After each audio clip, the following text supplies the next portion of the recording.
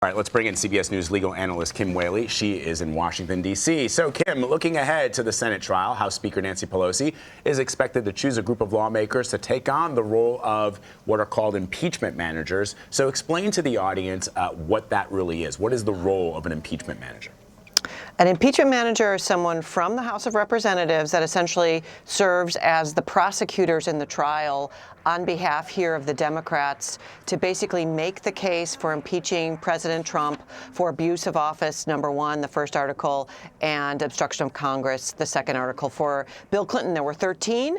Unclear how many there'll be and who there will be for Mr. Trump's trial in the Senate.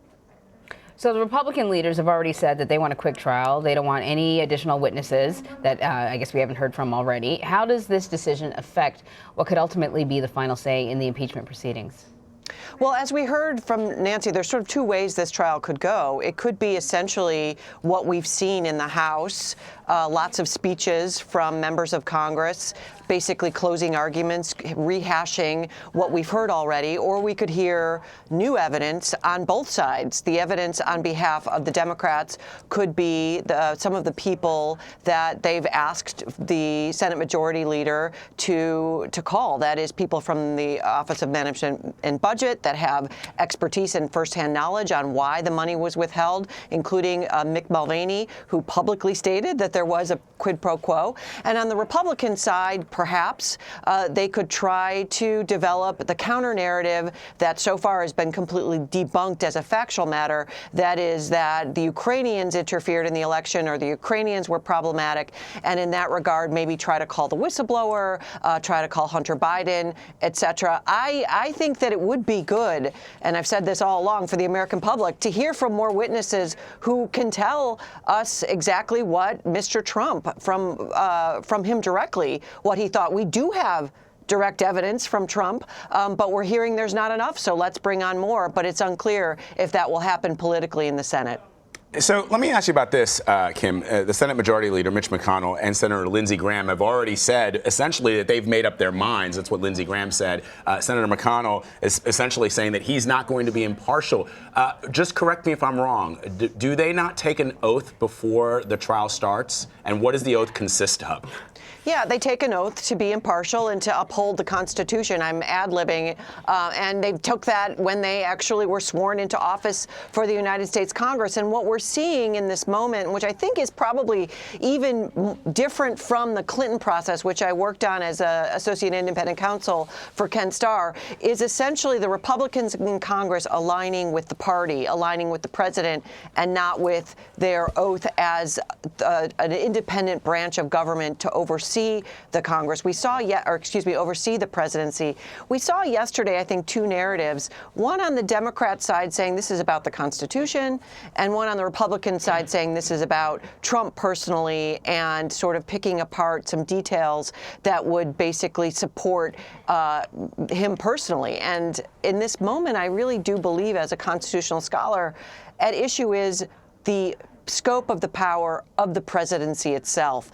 It's almost like we are, as Americans, witnessing whether there will be a de facto amendment to the Constitution to essentially make the office of the presidency more powerful in terms of being able to use that power to stay in power through interference with the next election. That's really the moment we're in, and I think that's the message coming from the Democrats. Let me ask you this question about House Speaker Nancy Pelosi having not named impeachment managers yet, right? And the impeachment managers are the ones that will then bring the articles of impeachment over to the Senate. Thus, she's delaying the Senate trial, if you will.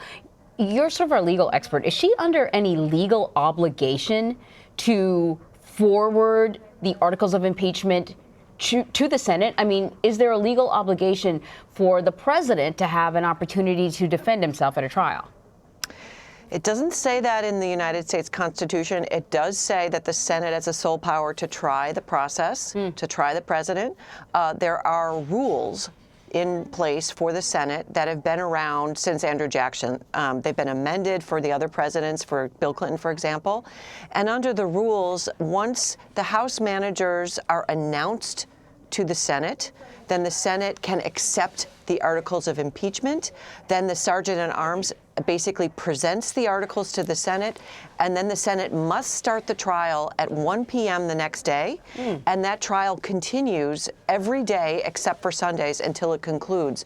So there's two places where things could be stalled. One is, as you just mentioned, the Nancy Pelosi basically holding up announcing the managers, and then the Senate could hold up accepting the articles. I think there is a constitutional type argument that Nancy Pelosi, once there is an impeachment in the House, has kind of a constitutional obligation to ensure that the Senate is allowed to conduct the trial.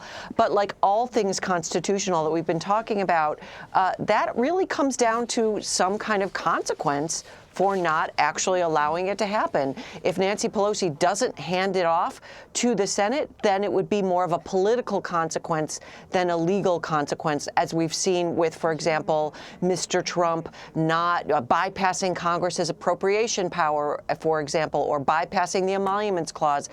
These pieces of the Constitution don't really have any meaning unless they're enforced. And in this moment, if Nancy Pelosi decides not to hand it off to the Senate, think it's unlikely, but there wouldn't be a legal recourse for that. It would be a political one for the Democratic Party. Really interesting. Kim Wehle, thank you so much. Thank you.